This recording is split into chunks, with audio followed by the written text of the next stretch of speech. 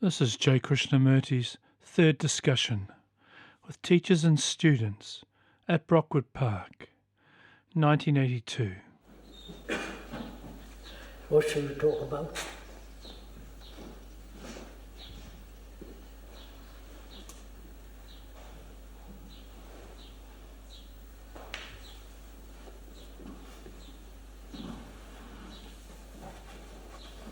No suggestion.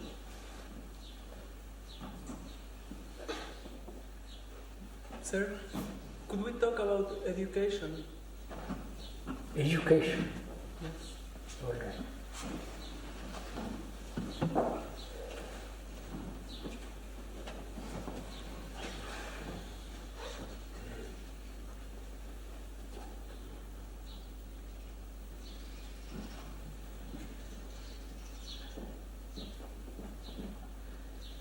Have you got enough energy to learn?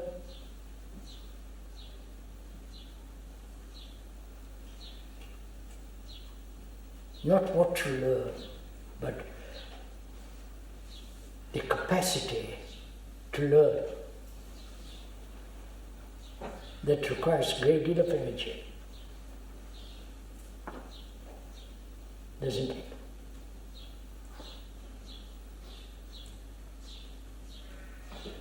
You have energy, physical energy, when you play football or take a walk, or when you talk.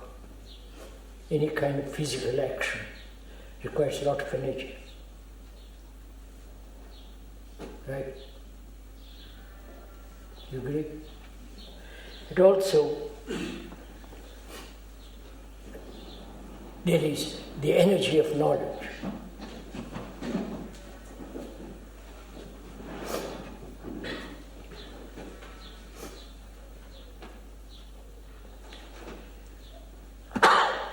Sorry, if you. That is, to acquire a great deal of knowledge requires also energy, learning.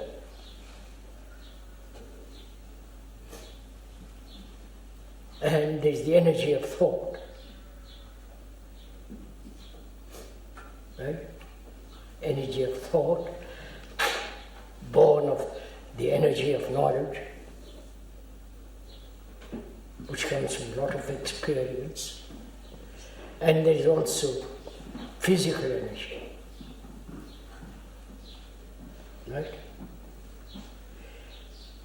Either one uses the physical energy correctly, or you dissipate physical energy.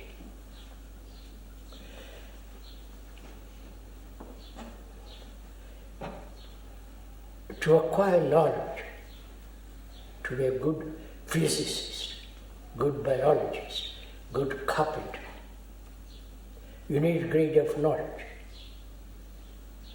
That means you have to expend a great deal of energy. And also,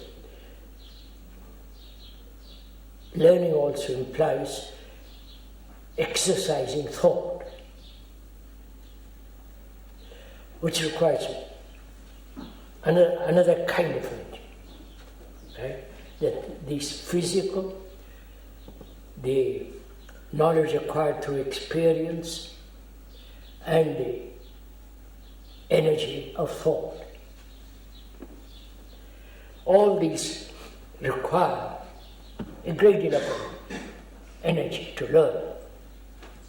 Have you that energy? That means to have a good mind.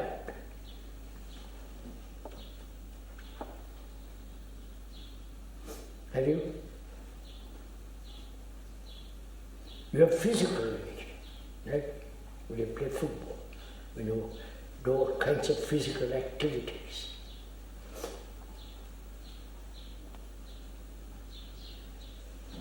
Either those activities, physical activities, in which there might be friction, struggle, it's a wastage of energy.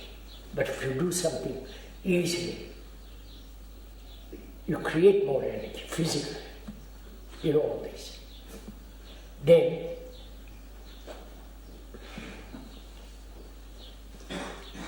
when you learn any subject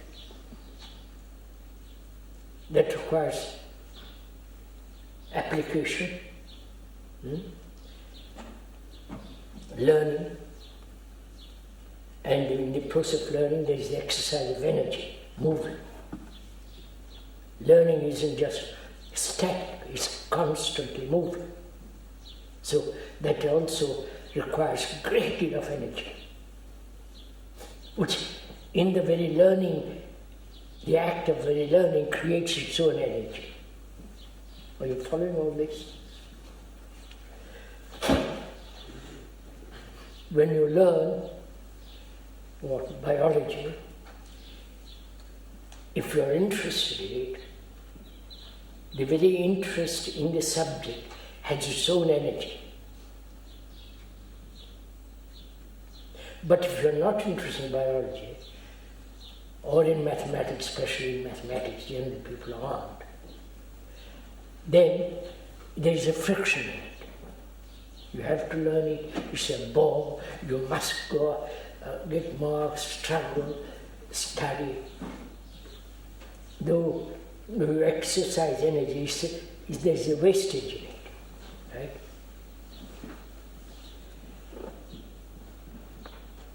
And in acquiring knowledge about any subject, it also requires energy, right? All such forms of energy are limited, aren't they? Physical energy, the energy of knowledge, the energy of thought. They are limited, right? Understand why it's limited. You can't walk 100 miles in a day, which are limited, right? You might force yourself, train yourself to run 20 miles a day. But in that running, there's a wastage of energy. Of course, you take in and expel, right? Now, knowledge also. If you learn something very easily, there's no wastage of energy. It creates its own energy, right? And if you exercise thought easily,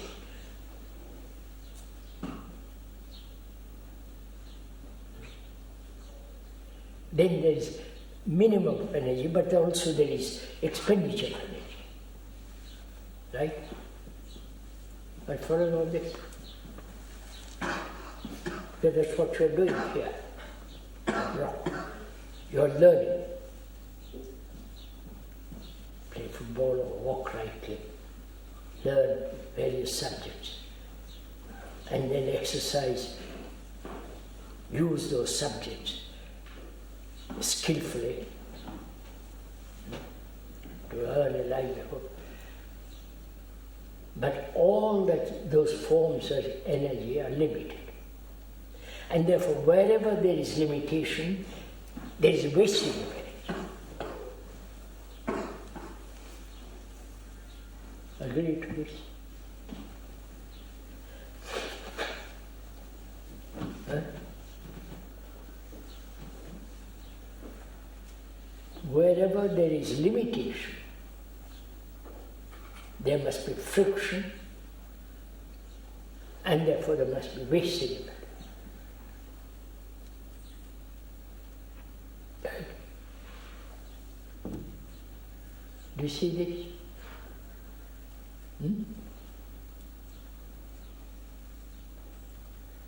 Because knowledge itself is limited. Right? They're learning more and more and more. The more and more is limited. When you use the word more, it means it's already limited. You understand it? Right? Can you go on from there? So, any form of limited thought, knowledge, is always creating its own friction, its own wasting its energy. If this is a really important point to learn. Then one can ask, if you're further going to it, is there energy which is not at all wasted? You understand?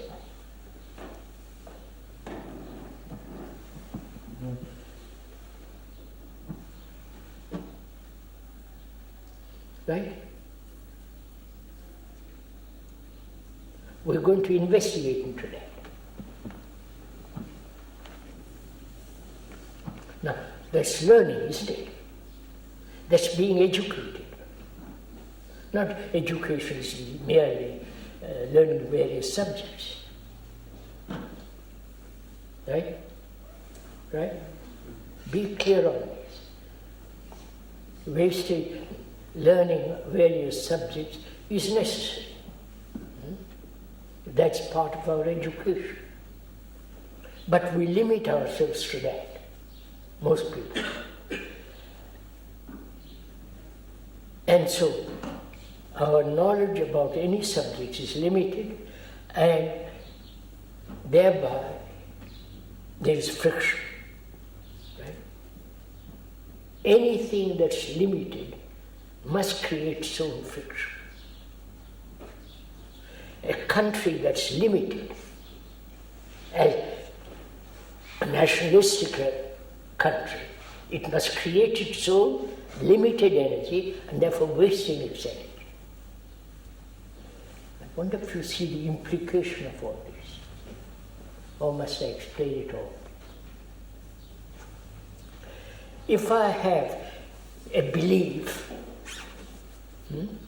a conviction, a conclusion, it's limited. And that very limitation creates its own conflict, which is wasted of energy.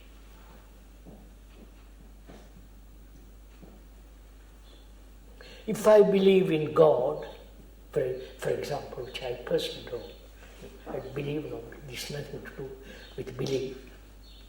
If I believe in God, my belief is based on fear, right? Based on something in which I can take comfort. Somebody who will look after me. The big father. Such a belief, such a conclusion, such a concept is limited, obviously. Now, where there is limitation, as we said, there must be friction and wastage of energy. You might study a great deal about philosophy. Various philosophies, the Indian, the Chinese, the European, and all that.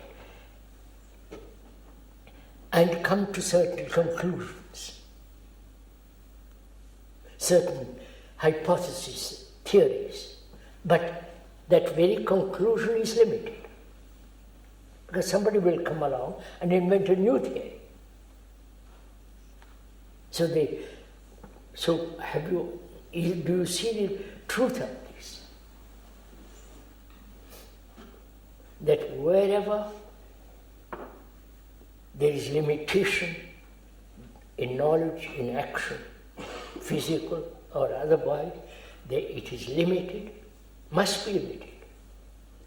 Because based on knowledge, and knowledge is finite,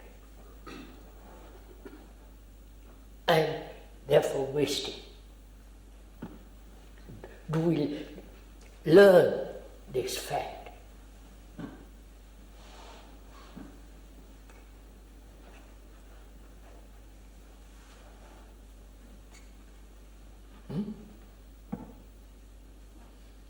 Learn, you understand? Not from me, but learn it is so.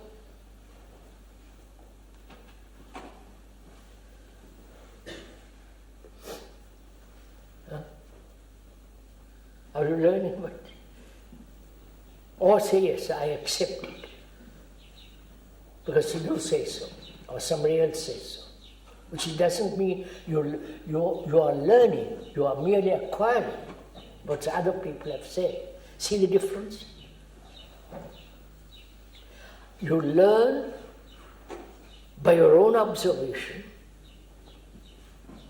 which is much more energizing, giving you great energy, or you learn from what somebody else has said. It's a second hand, it's a first hand. You know? Now which is it that you're doing?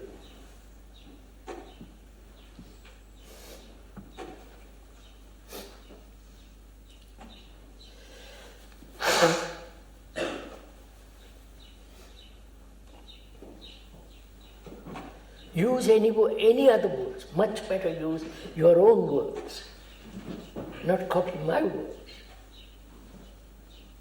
Yes? Because then it's much more yours.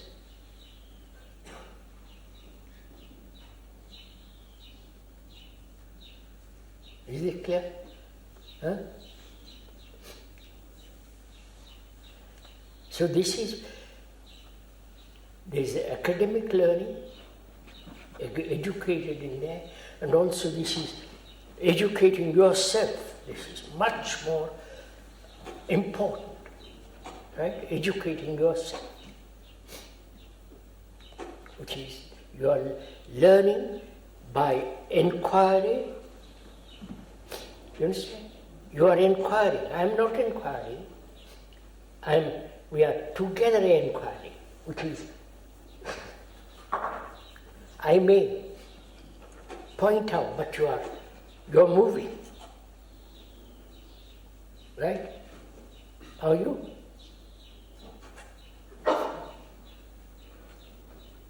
Or are you merely going to repeat?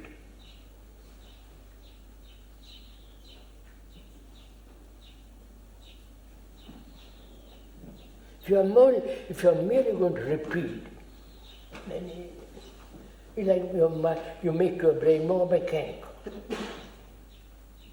Right? So are you learning by observing this to be a fact, that wherever there is a limited energy, that energy is wasting itself.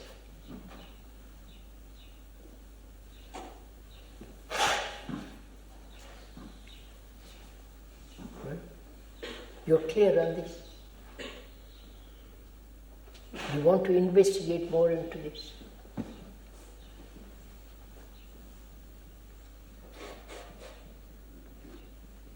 I say I'm a Hindu. The moment I have used the word Hindu, I've already limited myself. The very word, with all its tradition and implication, is narrowing down my life. If I say I'm a Catholic, look, immediately the very word creates its own limitation. I wonder if you see all this.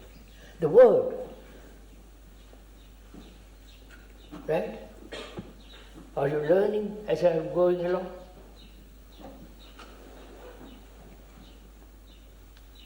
Do you want to investigate more for yourself? Discuss with me.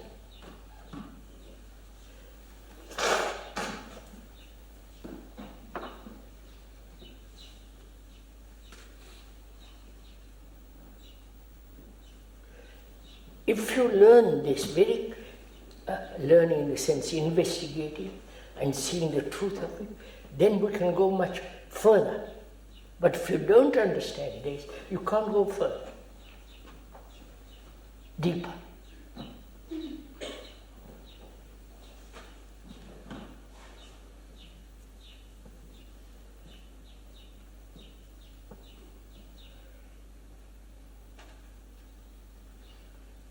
Discuss with me. Please.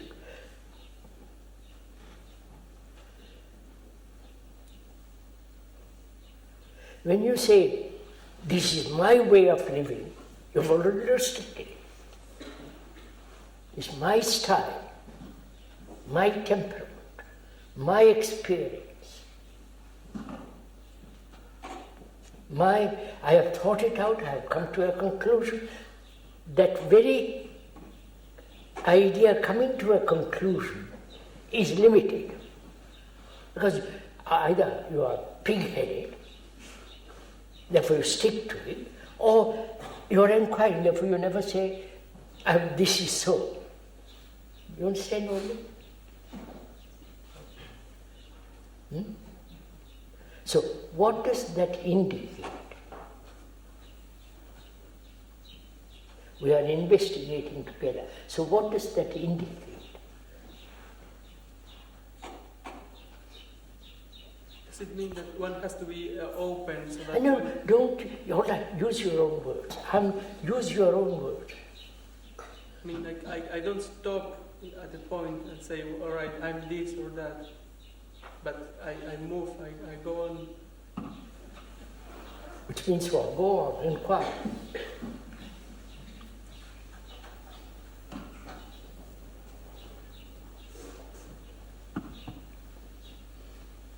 One says,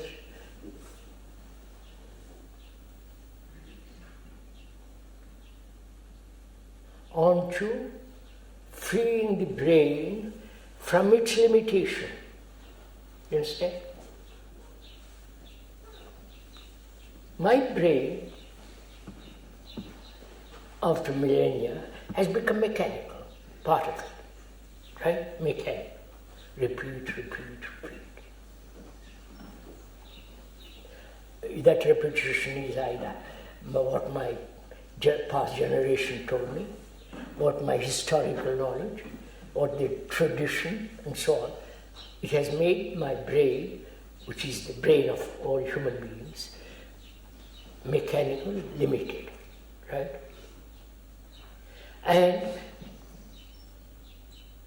that limitation is my experience, my knowledge, my learning. The things have come to, conclusions have come to. The beliefs I hold on to. The attachments I have. You see the word attachment? Immediately, attachment means limited. I wonder if you see all this.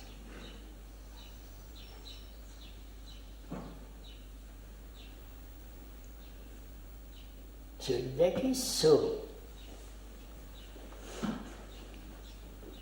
When there is the realization or perception, or when you see that this is a fact,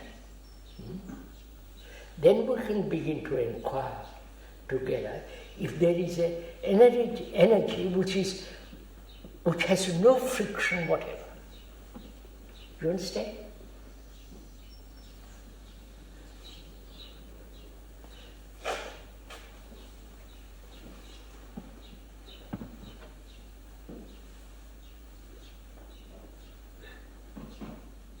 As long as there is an anchorage, right? The brain can't go far, deeply. The anchorage is my safety, my protection, my feeling that I am safe, which is limited, right?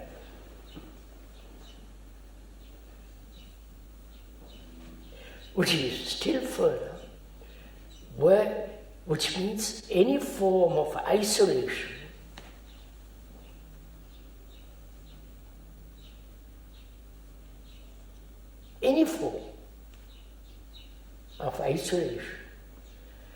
is wastage of energy,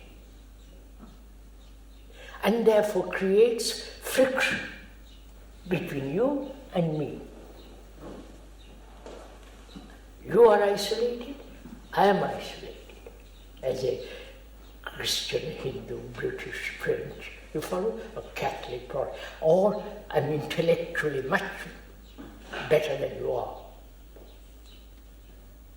Right? Which is comparison and so on. Any form of isolation is a wastage of energy, which must inevitably create conflict in relationship. Right? I may be married, and if I'm isolated in this sense, I have my ambition, I want to fulfill. I am British, you are French. You follow? I married a French woman. She has all her conditioning, all her tradition. The French being very clever, very superior, smart, very, very educated. École normale. You know what that is? And she feels far more alive than me. I'm British. I'm much more isolated because historically, I've been an island, living in an island, and that has made me much more insular. You're following all this? So, there's a contradiction between her and me.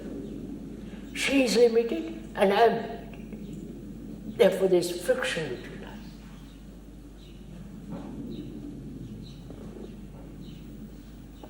Huh? Are you learning all this or are you repeating? If you learn this when you get married or you are already married, then things begin to alter. You follow?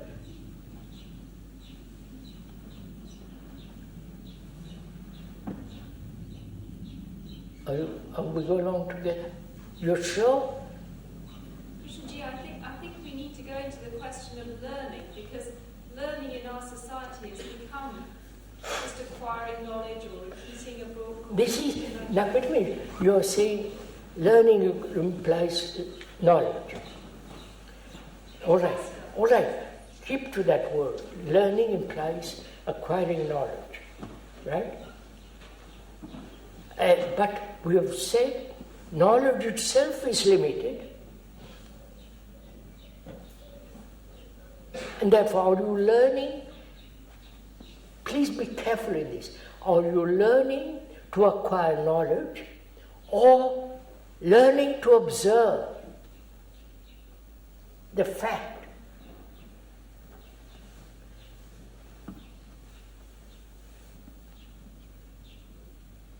You see the difference? I learn from you what you have said about the limitation of energy, how it isolates, limited, all that. I've heard you say all this, and I've recorded it, right? It becomes a memory, and then I'll repeat it, right? That's what you're doing. When you learn mathematics, that's what you do. Right? Are we clear on this? That is one form of learning. Acquiring knowledge so that you can use it properly, acquire a livelihood and so on. That's learning and acquiring knowledge. Right? But we are talking about learning, which means observation, which doesn't require knowledge. You see, these are rather different.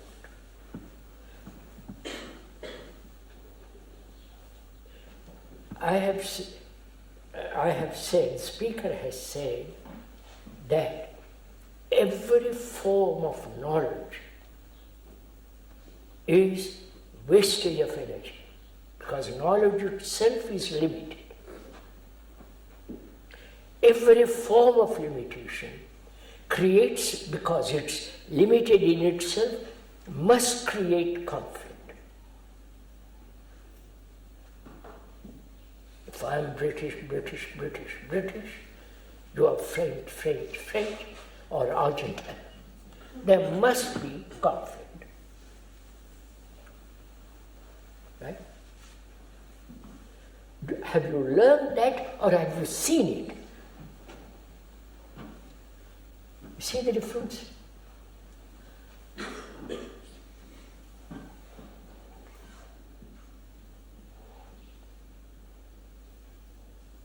You see the difference?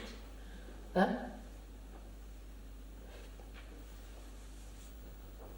Do you see the actuality of it? Like a leaf, you see the leaf, right? You feel the pain. You may register the pain, and I hope later on not to have pain and so on. But the fact is painful. You understand the difference?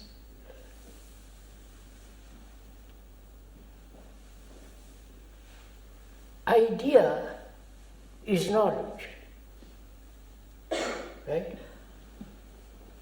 Seeing the actuality of this limitation is not knowledge, to just so. There is the sun, right? Rising and setting. You can inquire into the nature of the sun, the gases, the heat, and so on, the constituency of all of the sun, but the observation of the sun is different from learning about it. And you see, or you going to sleep, huh? Sunday morning you can do it. Now, which is it you are doing? Forming an idea of what I said about limitation, and then living according to that idea, which becomes mechanical, therefore limited, therefore conflict. Whereas if you see it, like the sun, like the leaf, it is so. There's limitation to what one can see about something like the sun, that we see just the... Of course. What does that knowledge about the gases you spoke of, is that second-hand knowledge? Is that No, maybe, of course it must be second-hand knowledge. It has to be. Most... I can't know. No. So is this clear? Clear in the sense, not that you have understood the words, learnt, and so registered in the brain as memory and as knowledge, therefore it's limited by itself. You understand it? Or you just see the fact that every form of limitation is a wastage of energy, and therefore there must be conflict.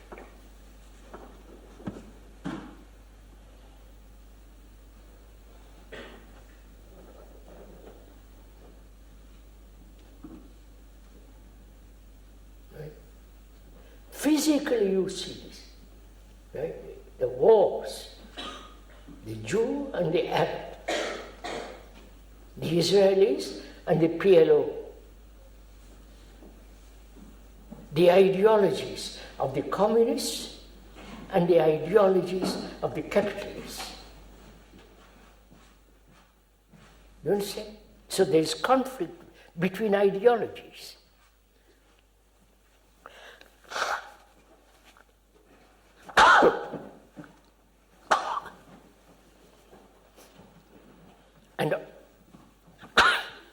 And all ideologies naturally are limited.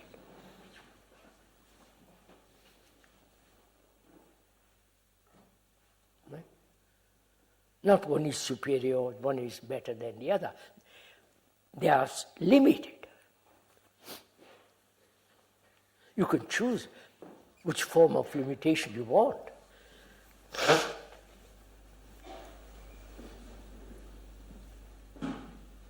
But the idea of choosing itself is limited. I wonder if you see all this.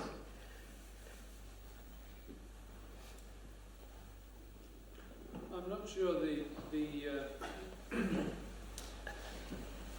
the analogy or the bond between learning a subject as being limited and being limited as a particular believer or an ideologue of some kind is entirely clear. It's not clear. I'm guessing that it is. Discuss it.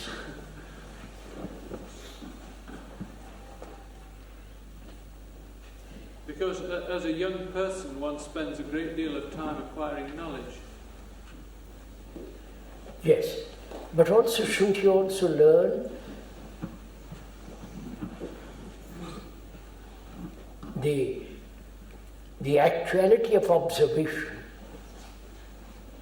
Not with knowledge, but just to observe.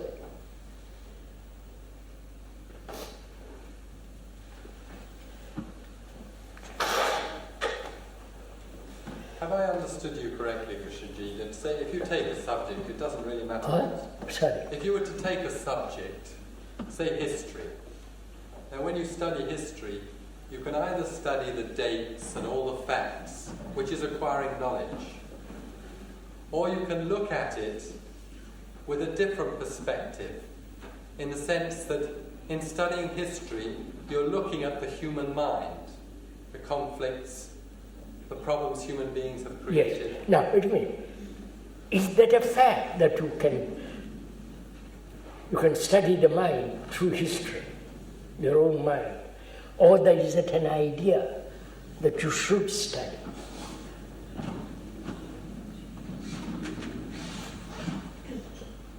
After all, history is the history of mankind, right? And mankind is me. Can I study myself? Which is, learn to observe myself as I am, move from there.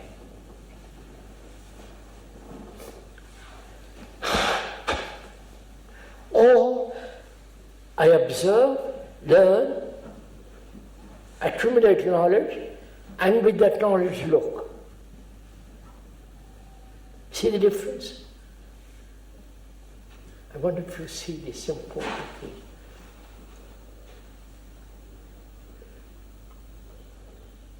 But in a way, I have to have some knowledge before I can do that. Say I'm looking at history. If I don't know any history, I can't say that history is the history of mankind or the history of consciousness. Are you saying I must know history before I can say I am the story of mankind? It's obvious I'm the story of mankind. I don't know if it is. Oh, shall we go into that? Are you saying, sir, that if I study myself, I don't have to study any history? Of course, no, I don't say that. No, but that Of is course, I don't mean that. implied, unless you... No, we haven't implied. We made you by the very question you ask, it's clear. But Krishnamurti, if you take, say, the recent Falkland situation, the Argentinians and the English, many of us, we've all read the newspapers, we know more or less the situation. You know the one side has a point of view, the other side has a point of view, each trying to defend it. Then I go out and I meet somebody at Brockwood, and we have a quarrel. We each have our point of view. The same thing seems to be happening in both cases. We don't seem to be able to meet. But if you perceive so, any point of view, yours or mine, is limited. Not... Huh? Is there a need to have a point of view about something like that? I mean, the fact is No, having to work by... Yes, but the fact is that they're killing each other, and that's the... That's also, of course. I mean, that's a basic thing, and one can see that that's wrong.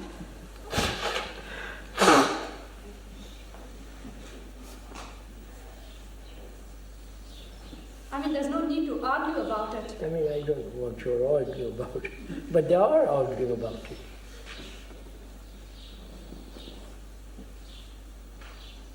So let's leave Falkland and Argentina. I don't want to. I mustn't go into. I may become persona non grata in England.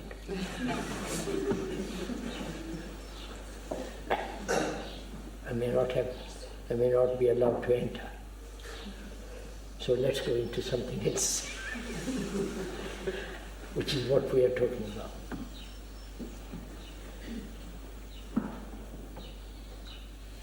See, I want to find out, we are investigating, I want to find out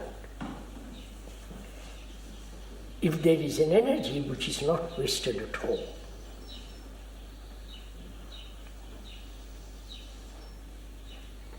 Don't you?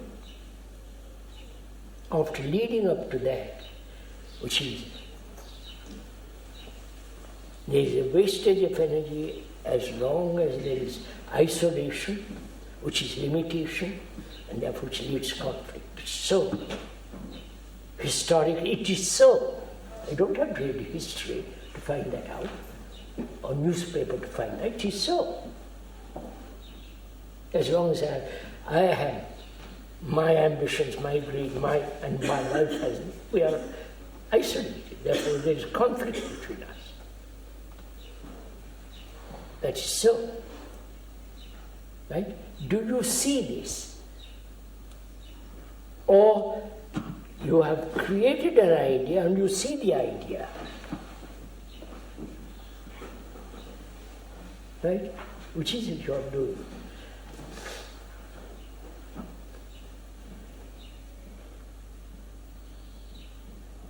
If you see the fact that it's limited and all the rest of it, then from there we can move.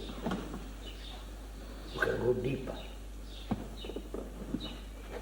But if you are playing tricks with yourself, I see you because I won't go deeper, you won't. You see it? Because deeper may interest you more than seeing it is, right? So don't play tricks with yourself.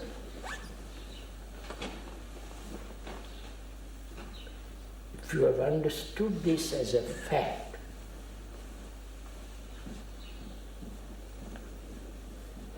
seeing it so, it doesn't require a great deal of knowledge, a great deal of intuition, a great deal of insight or anything. So it's like that.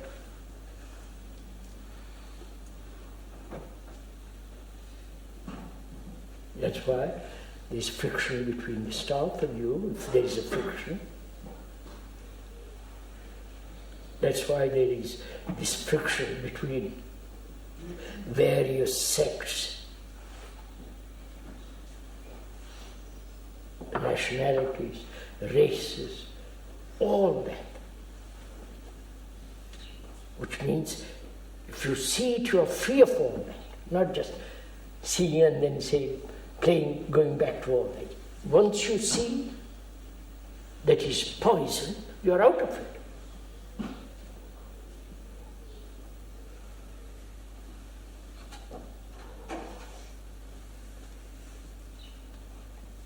If I see if I'm an Arab or a Jew or a Hindu, whatever it is, if I see that very name, that very idea that I'm an Arab is limited, and therefore must create tremendous conflict in the world. If I see that I'm no longer an Arab, or a Hindu or whatever it is, are you in that position?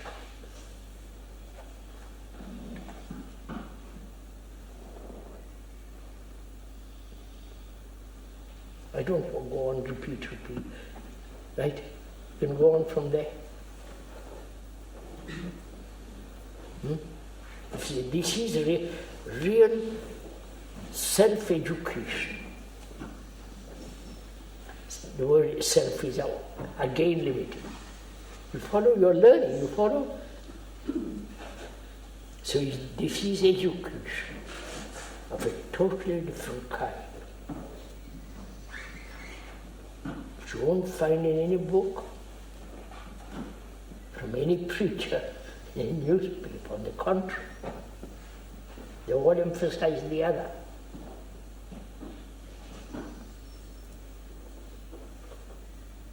So let's find out, let's investigate if there is an energy which in itself doesn't create conflict. Do you understand the question? Do you understand the question? Do you see the implications of that question?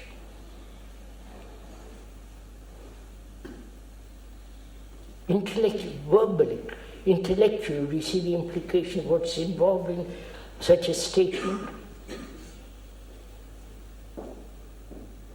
Or you have to be told, and then you see.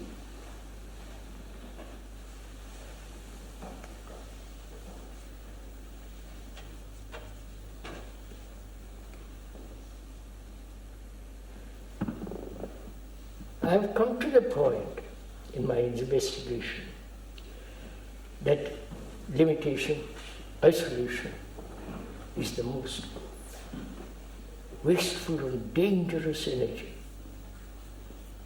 I see that, and therefore it's like seeing a rattler, a dangerous animal, and go, it's finished, I won't go near it.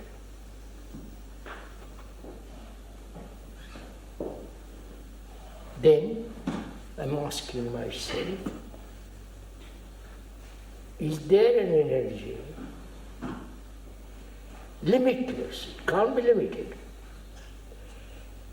energy that will, is there such energy?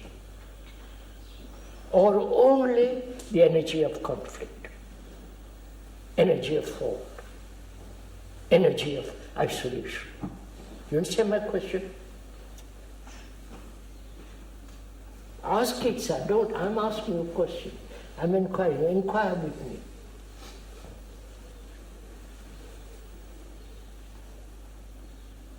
You understand? I'm asking a question which may be absurd, which may have no meaning at all.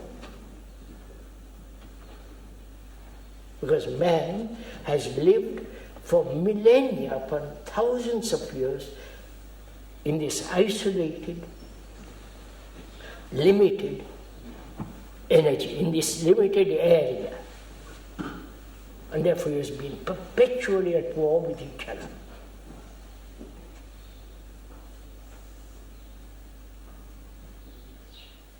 And that's life. You see, that's the way life is. You must live perpetually at war with your neighbor, with your wife.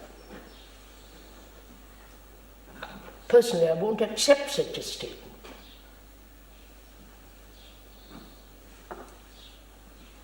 I said, I want to live with my wife peacefully.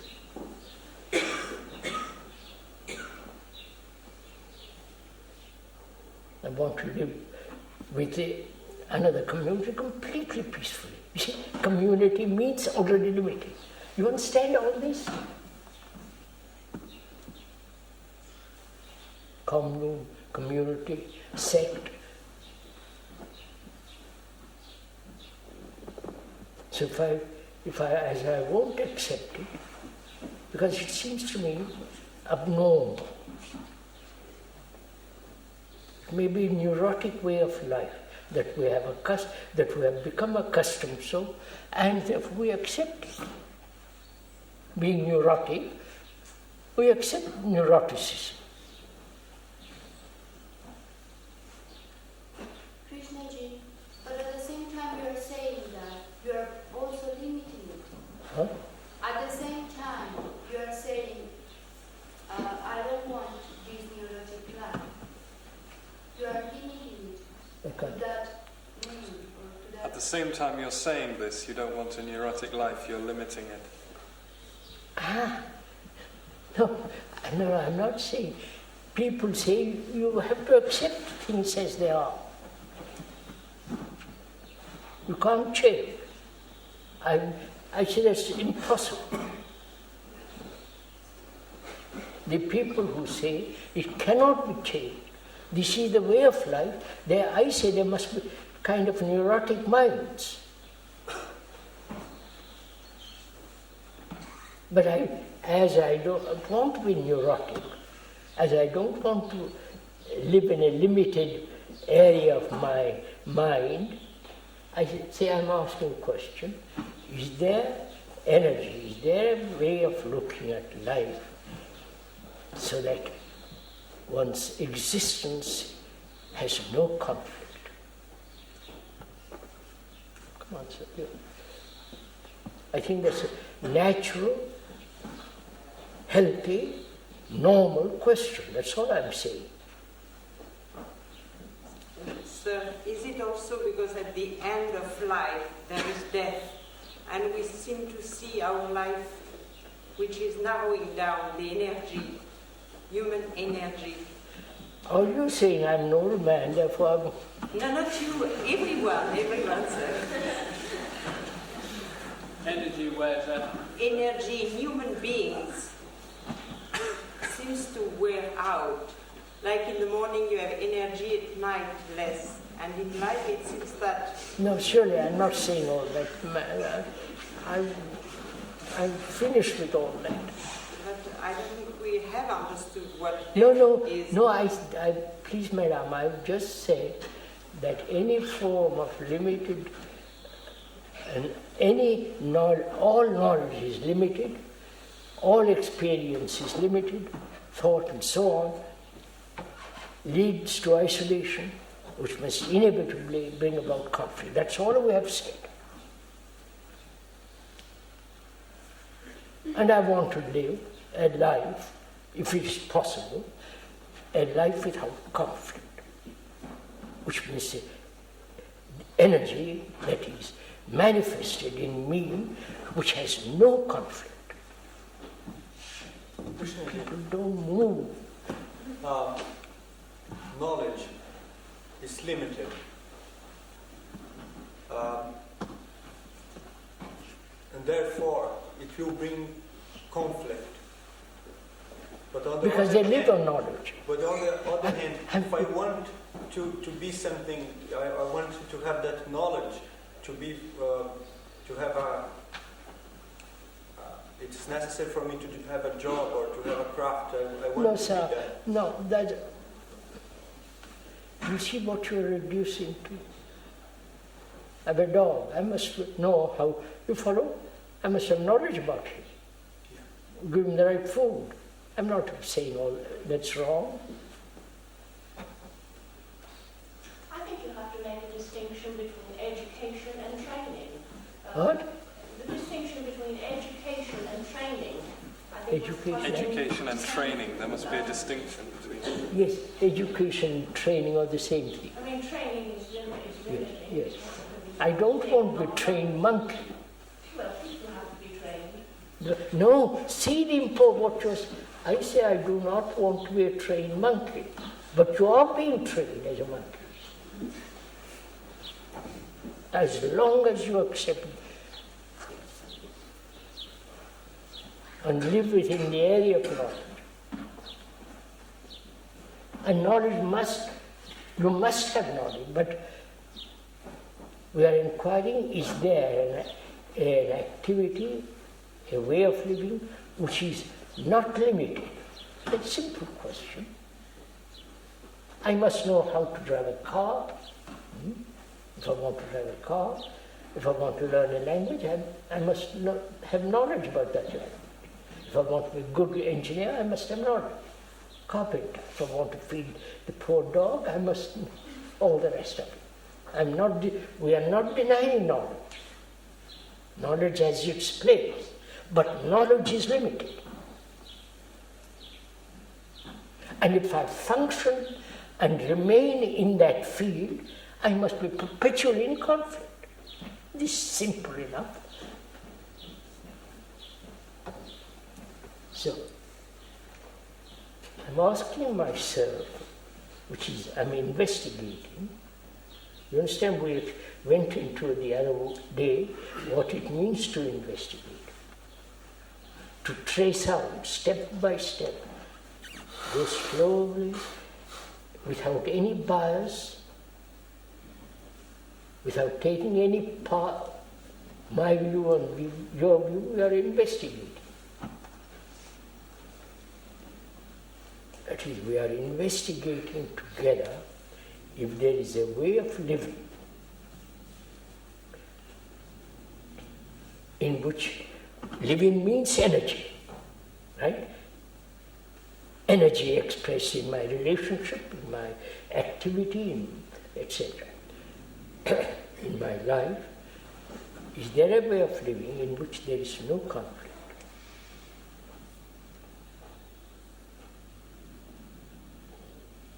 The causes of conflict I have seen, which is every form of limitation,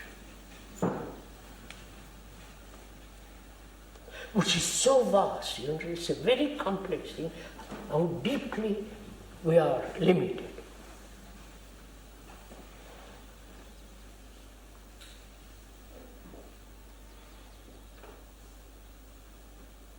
So,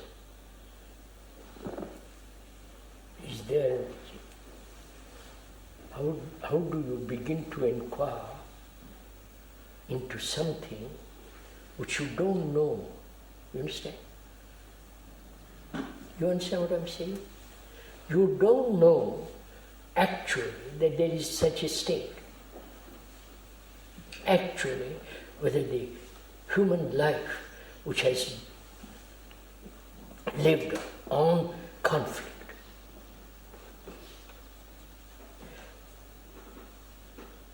if such a,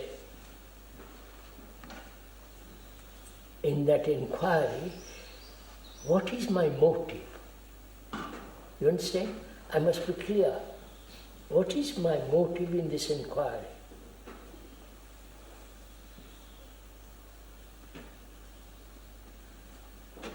Because is my motive, I'm asking you, sir, come on, is my motive to escape from conflict?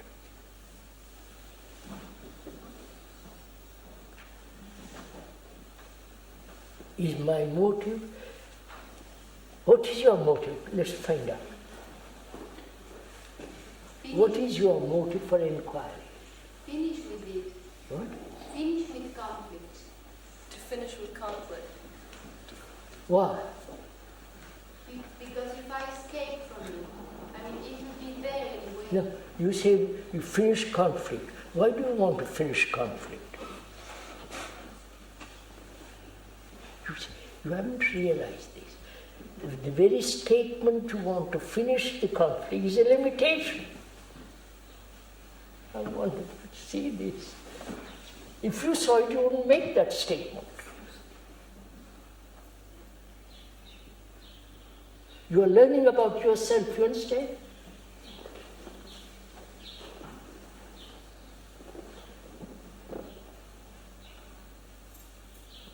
I'm asking you, what is your motive which makes you inquire?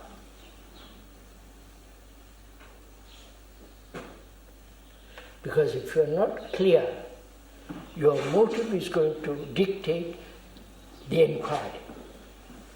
Right? Is that clear? Huh? The motive, which is your desire, to be free of pain, to be free of conflict, that's all the motive. If that is the motive you have, the motion that sets you to inquire, you understand the difference? Please, I must go to this. If you have a desire that sets you in a different direction of your inquiry, but if you have no motive, inquiry opens up. You understand this? Suppose I have a motive, I've quarreled with my wife and I'm fed up with this.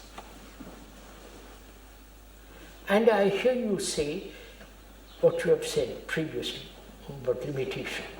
And I said, my God, how marvelous it would be if I could get that. So as to be free from this terrible burden of conflict. See my motive? That motive will dictate my inquiry. You understand that? My motive being limited, my inquiry will be limited. I want you to see this. Do you see this? See it, not repeat it.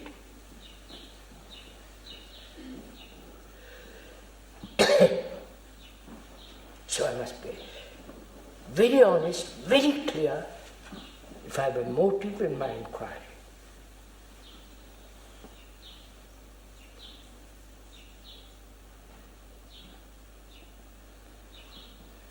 Any kind of motive.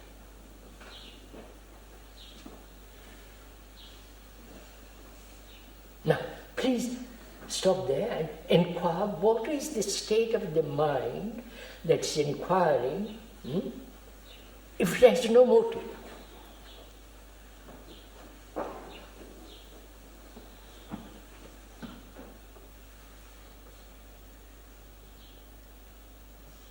Don't throw out words, find out. We are investigating.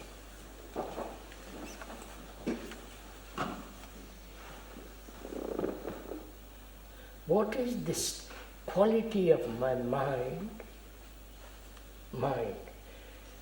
which has been working in limitation, and that mind, brain, we'll use the word for the moment, mind, that mind says, has seen the truth, not the idea, the truth that any form of limitation in my action, in my way of life, in my form, the very existence of me is limited. And therefore, it has caused tremendous conflict and pain. Now, I say, my God, you come along and say, is there such a life without conflict? I jump at it. Because I want to escape from this. Therefore, my motive is avoidance, running away. The very running away is going to create its own limitation. You get it? So, my mind has no motive in my inquiry.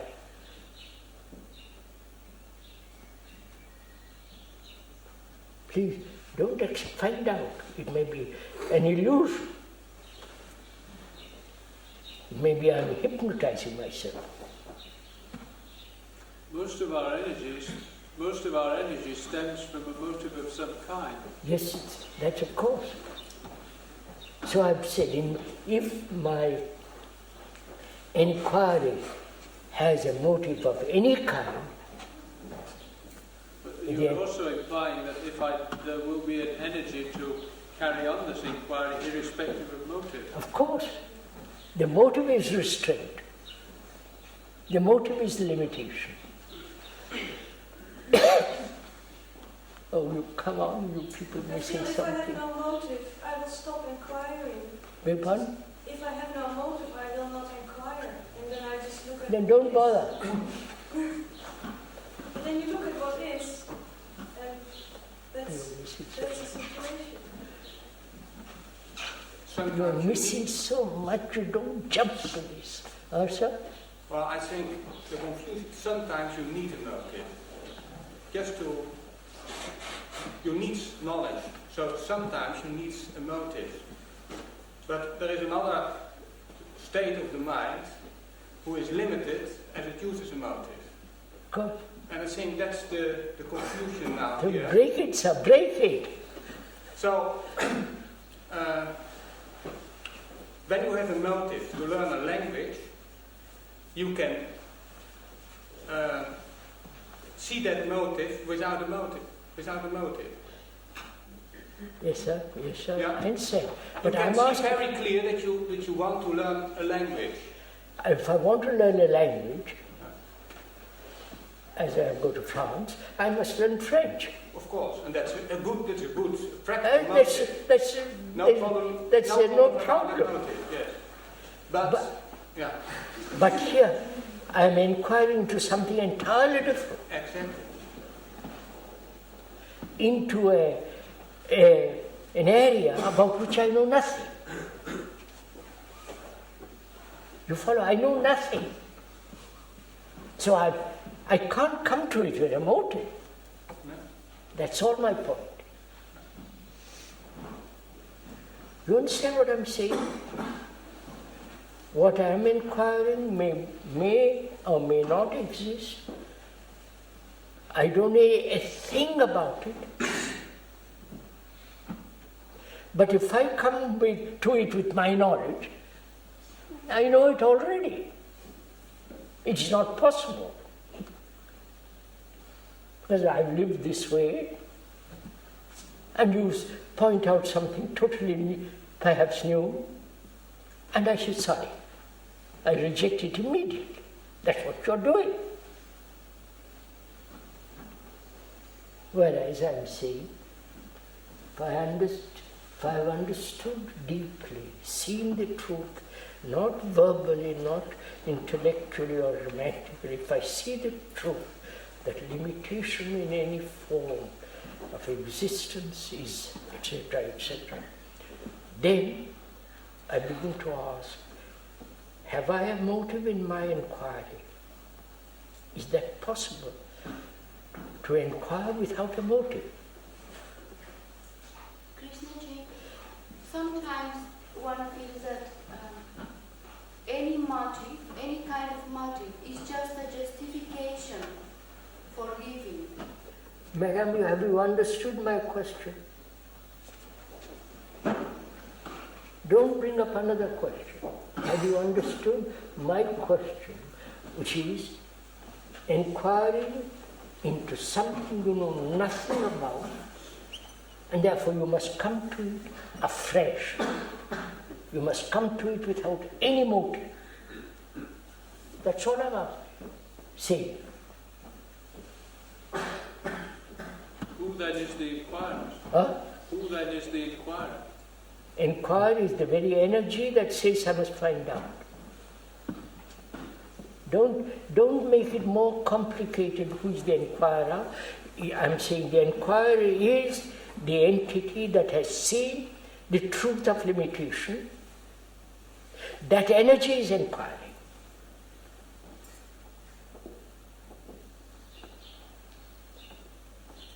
Huh? Do you object to this?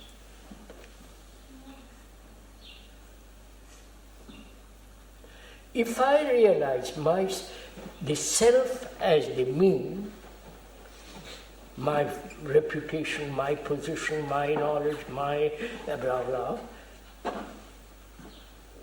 that itself is limited. And that energy, which has been limited as the mean, when that energy itself sees its own bondage, it is free of that energy, of that bondage. That's all. See all this. Sir, are you saying that when I realize all what I am, right, that I'm selfish or whatever I am, I also see that whatever action I take upon it, it's going to be in the same That's all. circle. You've got it. That's all. Stick to that for the moment. Now, inquire from that, when you realize that, whatever you use limited, inquire then if there is a freedom from this. You understand? If there is, which means you don't know anything about it. So your mind is free.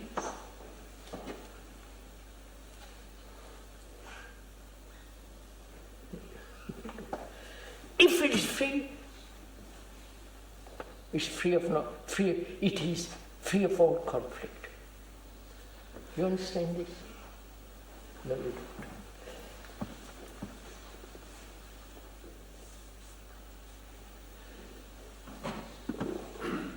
Right, so let's begin again. Let's begin with something entirely different. Do you realize, actually, not theoretically, actually, do you realize the bondage of your, the brain, how it is bound, the brain? Your brain, in the sense, the machine that thinks. Do you realize that? You think, don't you? Are you sure? Don't you? You think. Huh? Now, what do you mean by thinking? When you say think, what does that mean? It's usually the idea I've got about something. No, think, not about something. For God, you, where?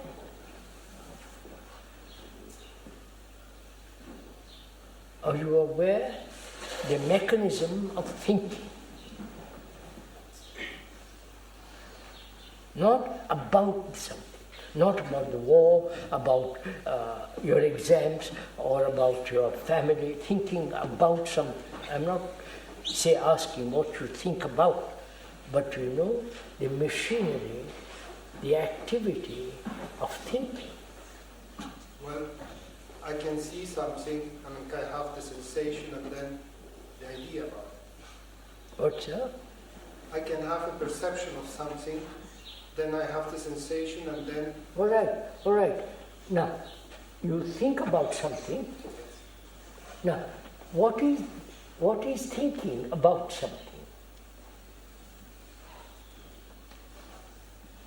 Say, for instance, you think about a sunset, right? How lovely. But thinking about something is one thing, right?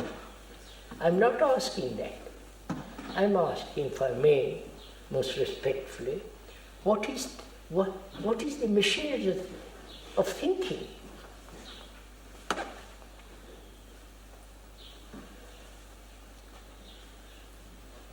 Isn't the about just what determines the content of the thoughts? Yes. Okay. So stop this. You have said something, lady. Go into. Don't stop there.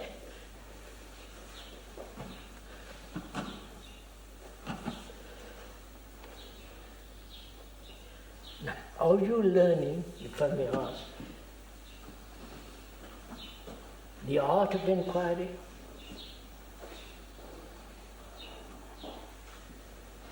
Are you learning the art of inquiry? Not what you are inquiring about, right? The art of inquiry. Moving.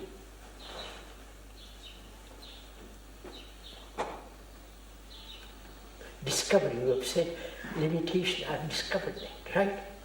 Move from there. Don't say, yes, I've discovered and go to sleep. So, the inquiry gives you the strength of the mind, the muscle, the quality, the substance that's strong. You understand?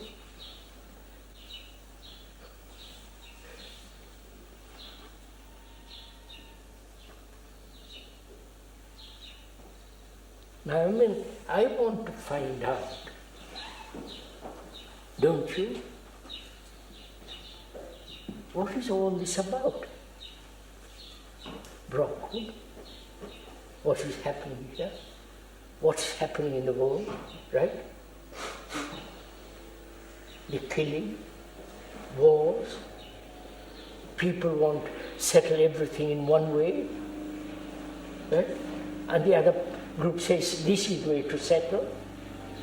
You understand? So what is all this about? Why is all this happening? Don't you want to know?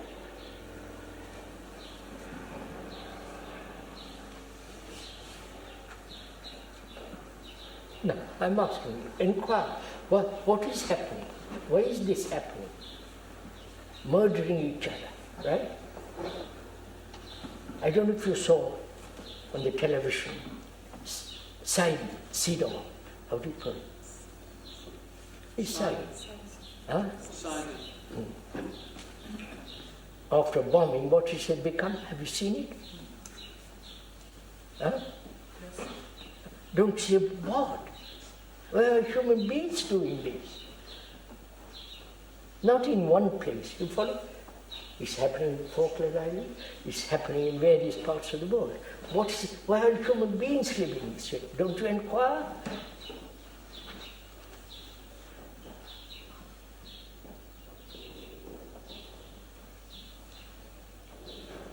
Or you are only satisfied with your little mathematics, geography, history, and your quarrel with your wife?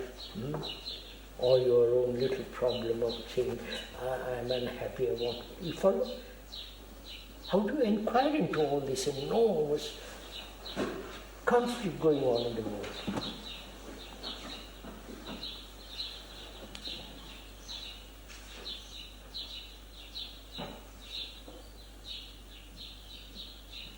Inquire, sir. Well, let's inquire, shall we? Don't you know why all this? Do you? Have you inquired? Inquire. Not? Yes, it is so. History, we know this. Human beings have lived this way. History says so. You understand? That's not inquiry. Acceptance is not inquiry. Inquiry means you are seeing why human beings who have lived on this earth for centuries and centuries, why they are behaving this way.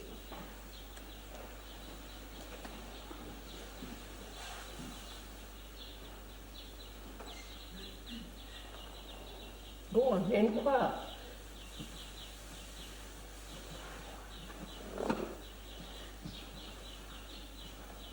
If you don't inquire and find out now, you will be like the rest of them in 10 years' time or 15 years. Ready to kill, ready to murder, ready to be in perpetual conflict. Come on, sir, move.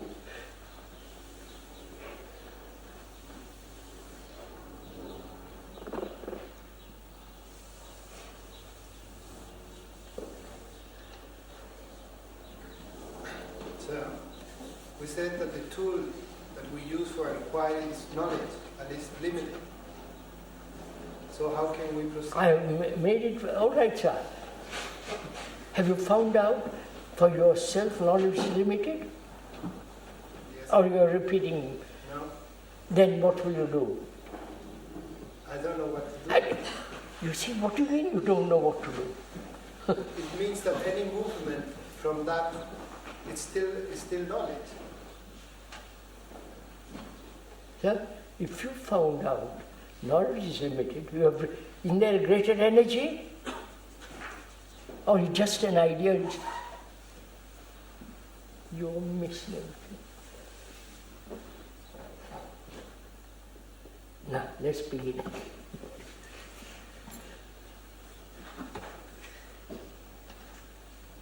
I want to inquire seriously why human beings throughout the world act this way.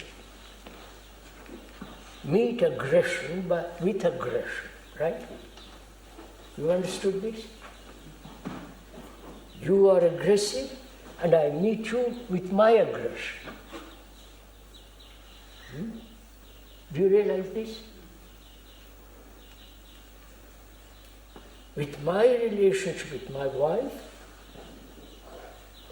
my relationship with a group of people, I am aggressive and they meet me aggressively.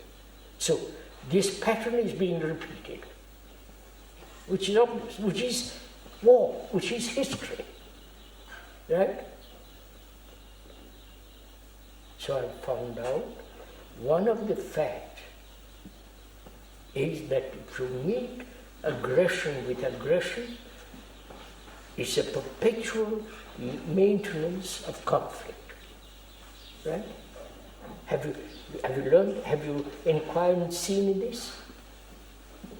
Which means that you will never be aggressive.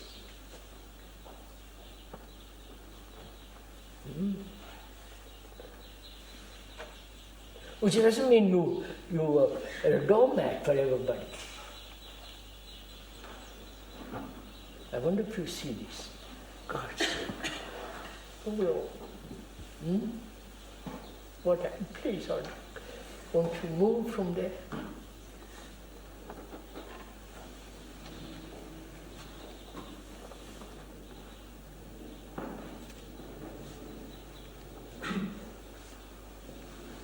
So, I have met so far aggression with aggression. And I see very clearly in that way there will be perpetual conflict, right? I see this. So how am I to live without aggression? Is that possible? See, I'm inquiring, you understand? What does it mean? Do I take the opposite point of view? I won't be aggressive. Hit me, I won't be aggressive. Kick me around, I won't be aggressive.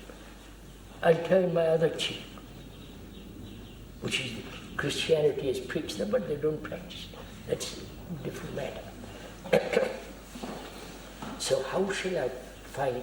I'm inquiring you, I'm helping you, educating each other to inquire into this question, how do I live without aggression in a world that is full of aggression?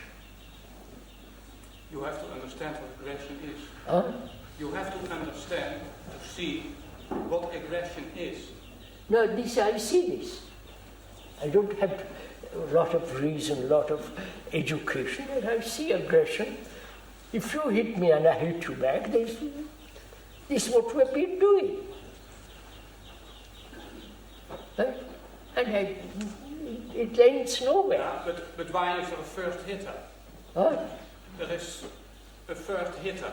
Yes, but I'm strong. If the first hitter is not quite so strong as me, I hit him back. I've got the greater navy, greater army, greater blah blah, and I'm going to shoot you out. This is how we have lived.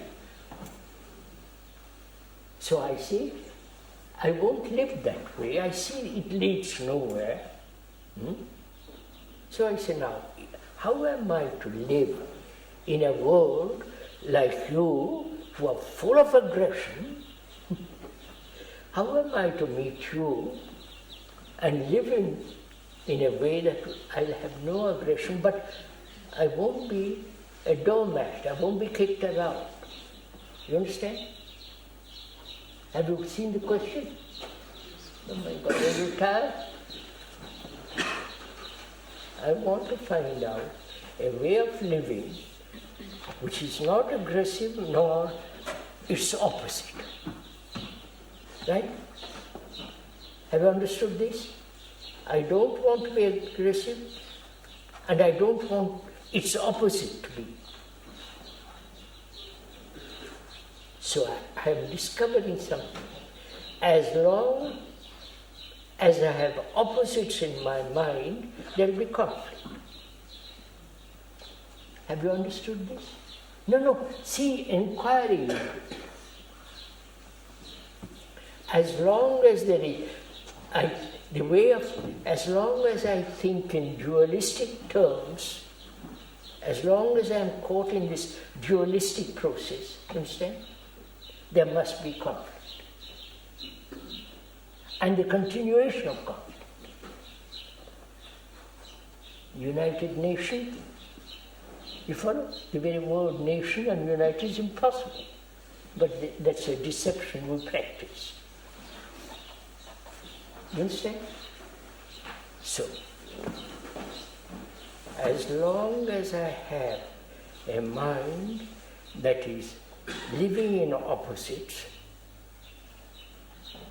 dually aggression, non-aggression, which is the opposite.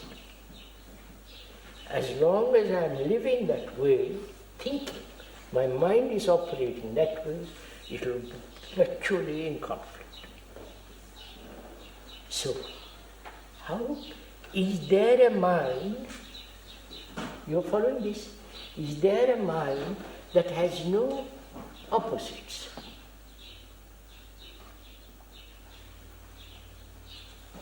There are opposites, night and day, man and woman, tall and short, right? And so on and so on. There are opposites.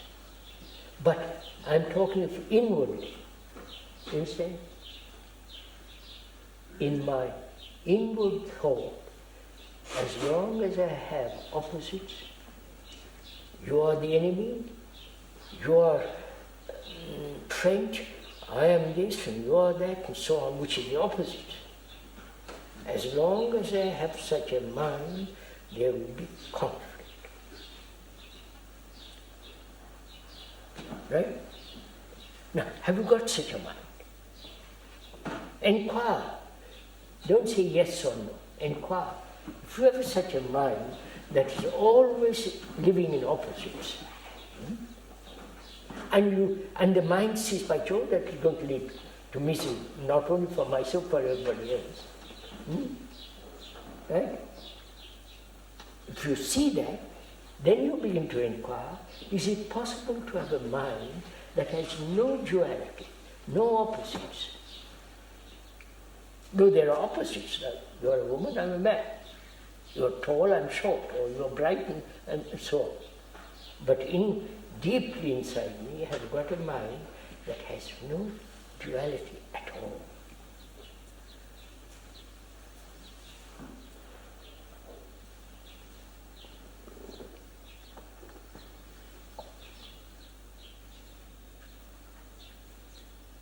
You understand the implication of it? Tremendous.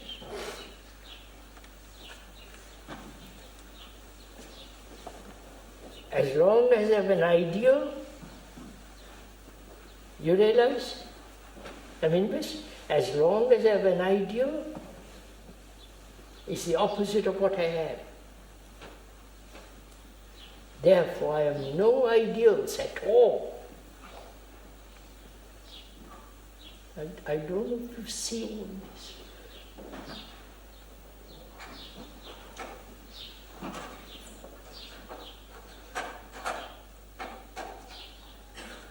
As long as I think I am not this, but I will be that, this is an opposite. I am violent, but I will one day be non-violent. That's again, you follow? As long as I am thinking in those terms, there will be conflict.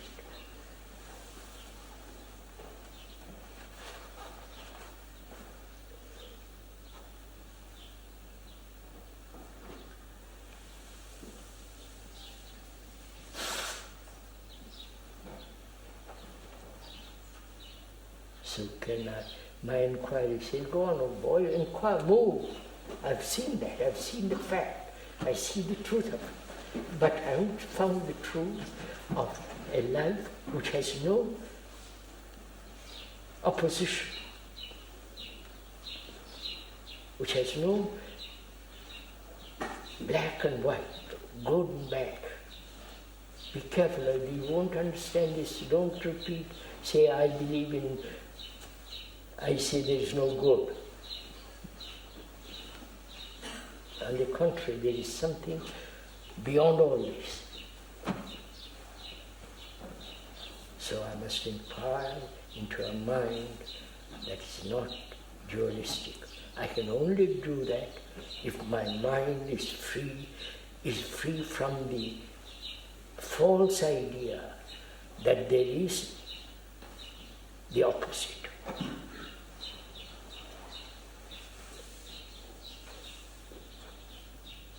Sir, this doesn't seem possible without thought. Hmm?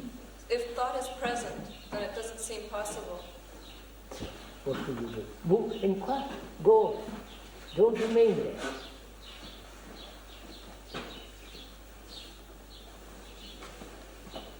So don't say ever possible, not possible. You learn that.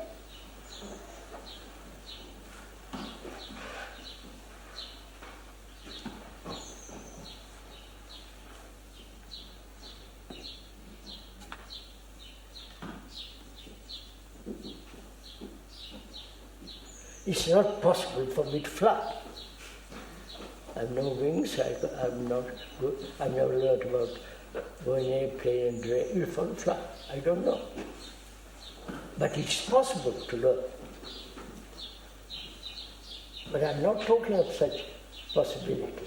I'm talking of a mind being free from conflict. And conflict must exist as long as I am limited my thinking, feeling, outlook on life, as long as I have this opposite sin. It's a tremendous discovery, you understand? In inquiry.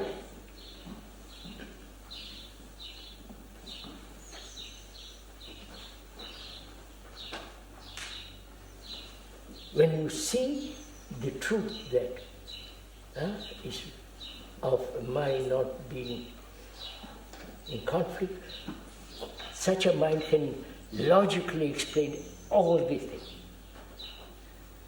Now, are you doing this? You're too young.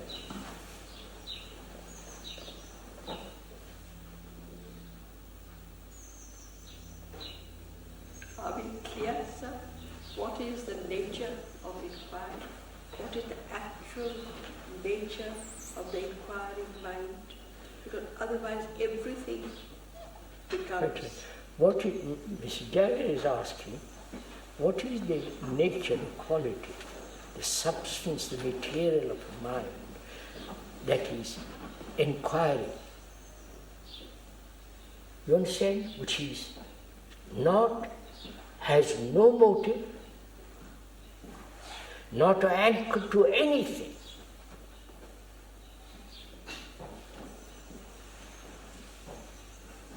What is the nature of that of a mind that's inquiring?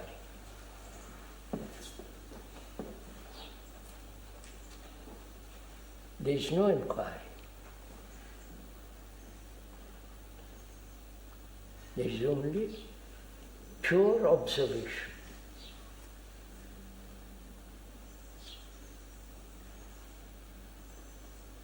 That very observation moves. It's not just static observation, it's a movement.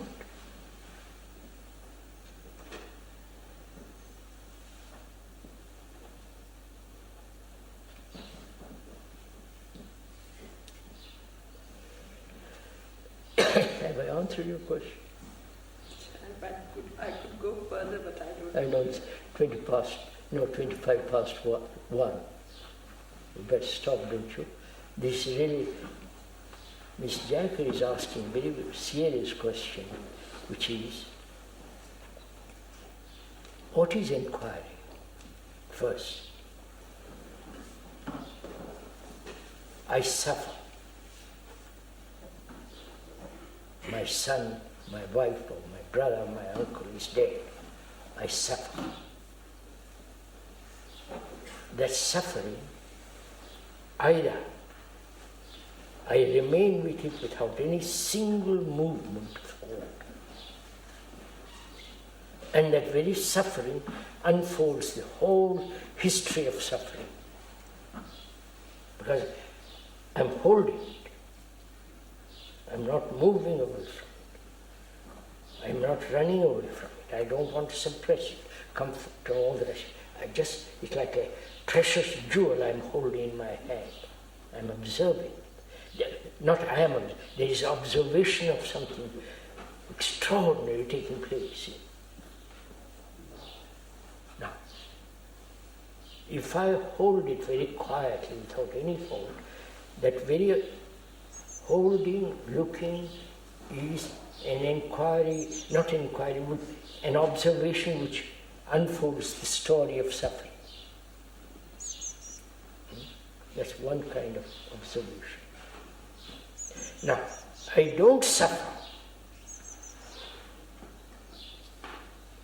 but I see suffering. Poverty, the appalling things of killing another human being. I see suffering. And that's also part of me, I'm observing, because so I'm also inquiring there. The mind is observing. And again, it told this has been a story of mankind for all, since he was born, since he was existence on this earth. Now, then my inquiry is there an ending to suffering?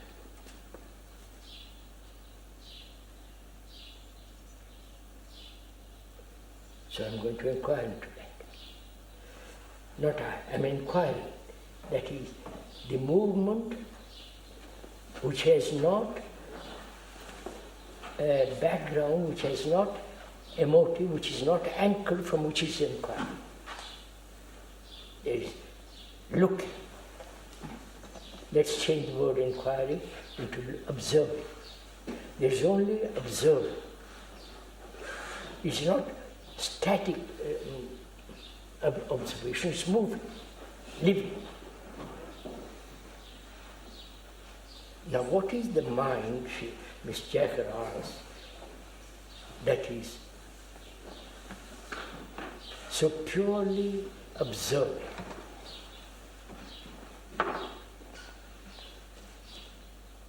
Observing what?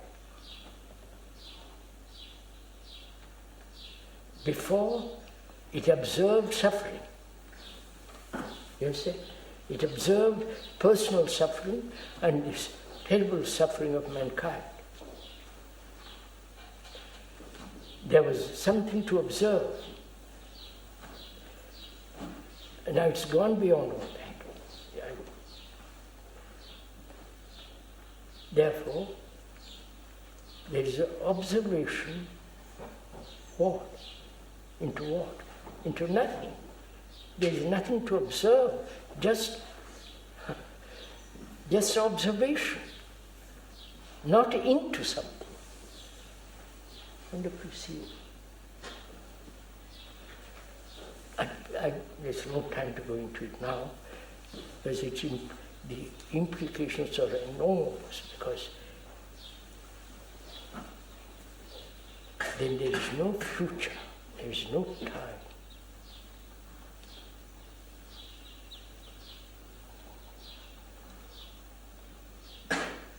And observation is limitless.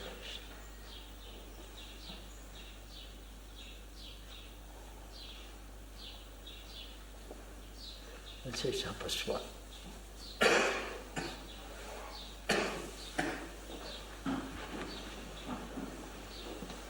If you get up again.